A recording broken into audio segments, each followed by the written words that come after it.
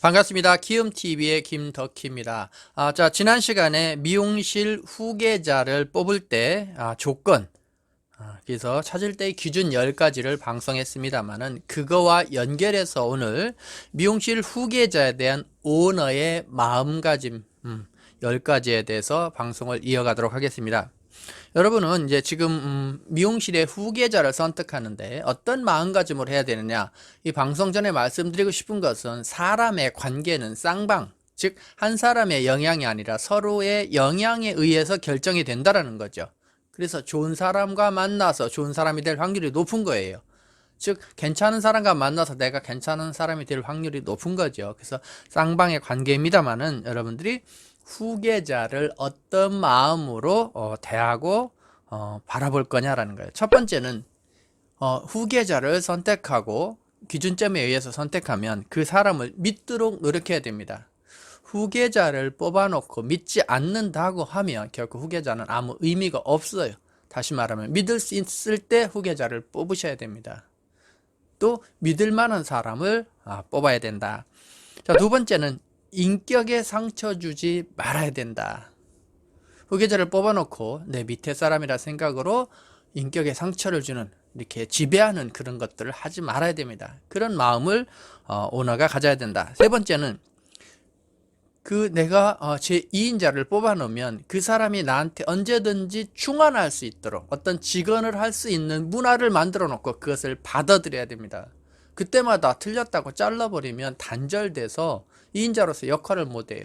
결코 2인자는 나의 사고, 철학을 그대로 전달해야 되기 때문에 꼭 잊지 마라. 직언을 하면 내 마음에 100%안 듣더라도 항상 할 수 있는 오픈마인드, 할 수 있는 통로를 열어놓는 것이 중요하다라는 말씀을 드립니다. 그래서 항상 직언을 받아들여라. 그리고 나서 지난번에 그거 참 좋았는데 생각해보니까 조금 더 검토했으면 좋겠어요 라고 한다든지, 이래서 절충해가는 방법, 더 나은 방법으로 개선해가는 방법을 가져야지 자르지 마라. 자, 네 번째는 노력에 올바르게, 그 사람이 노력에 대해서 올바르게 평가해라. 이런 부분은 잘했다, 이거는 문제가 있다, 이렇게 해서 그에 대해서 올바르게 평가하는 기준을 가지셔야 됩니다. 그냥 유아무야 해서는 안 된다. 자, 그 다음에 다섯 번째는 임무의 내용, 범위를 명확히 해라. 이건 여기까지 하고 여기까지 하고 이렇게 하도록 해줘야 됩니다. 그래야만이 월권을 안 하고, 아니면 반대로 너무 지나친 2인자로서, 오너로서의 역할이 아니라 어떤 중간 관리자로서의 일만 하다 보니까 공백이 생길 수가 있다. 그래서 여기까지, 이것까지 업무 범위를 확정해서 정해주는 것이 중요하다. 대개 미용실이나 회사나 이런 경우에 이 조직에서 문제되는 대표적인 거는 뭐라고 그랬어요? 항상 알아서 해주거나 알아서 설정하는 부분이다라는 거죠. 그래서 내가 그걸 명확히 갖고 있고 이인자에게도 명확히 설정을 해 주어야 된다. 그래야 향후에 생기는 어떤 문제점, 손실, 이 트러블을 줄일 수 있다는 것을 꼭 유념하시기 바랍니다. 자, 그 다음에 여섯 번째는 결점과 마이너스를 커버해줘라. 즉, 이인자가 나처럼 모두 잘 할 수는 없어요. 다시 말해서 내 기준으로 내 마음에 듣게 상대가 다 해주는 경우는 거의 없다고 보셔야 됩니다. 다시 말해서 내 철학이나 내 경영 방침에 따라서 이 회사를 운영하더라도, 샵을 운영하더라도 그 부족한 부분의 결점을 보완해주고 보충해줘야 됩니다.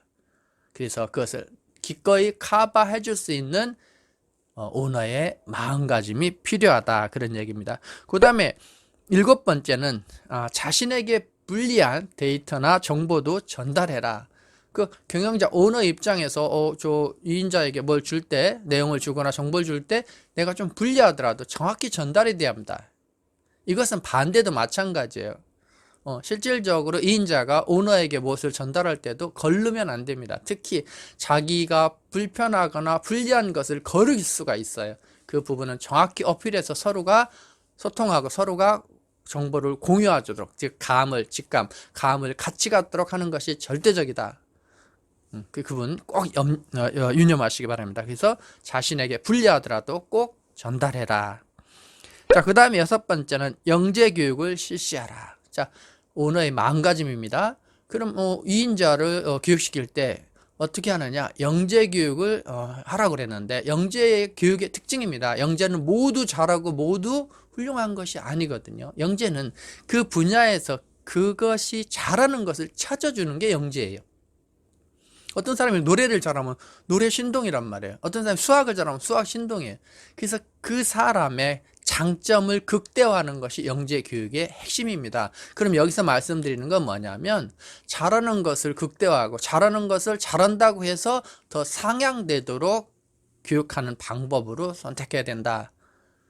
혼나고 큰 자제 조직원이 아이디어나 창의를 발휘하고 최고로 성과를 낼 수는 없습니다. 고쳐주지 말라는 것이 아니라 자기가 하는 부분을 극대화시키라는 부분입니다. 자, 그 다음에 9번째는 보답하라. 어떤 성과를 내거나 일에 대해서 충실할 때는 당연하다고 생각하지만 거기에 대해서 보상하고 거기에 대해 칭찬하는 것을 아끼지 않는 그런 마인드를 가져야 된다. 그 다음에 10번째는 최종 책임은 오너가 져라.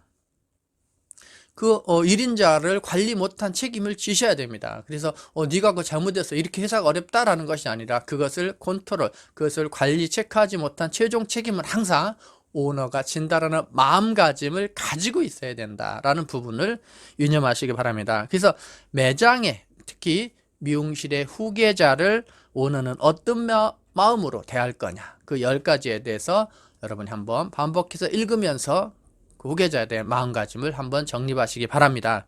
첫 번째, 후계자를 믿도록 해라. 두 번째, 인격에 상처 주지 마라. 세 번째, 직원을 받아들여서 소통해라. 네 번째, 노력에 대한 올바른 평가를 해라. 다섯 번째, 임무 내용, 범위를 명확히 설정해라. 여섯 번째, 결정과 마이너스를 커버해주는 오너의 마음가짐이 필요하다. 일곱 번째, 오너가 불리하더라도 정보를 계속 다 오픈해주고 전달해주는 마인드를 가져야 된다. 여덟 번째, 장점을 극대화하는 영재교육 시스템으로 2인자를 육성해라. 그 다음에 아홉 번째는 항상 그의 노력이나 성과에 대해서 보답해라. 그 다음에 열 번째는 모든 최종 책임은 오너가 지는 마인드, 마음을 가져야 된다. 오늘 이 10가지에 대해서 방송을 했습니다. 기움을 만나면 여러분은 진화합니다. 기움을 만나면 여러분은 반드시 성공합니다. 오늘은 여기까지입니다. 기움TV의 김덕희였습니다. 감사합니다.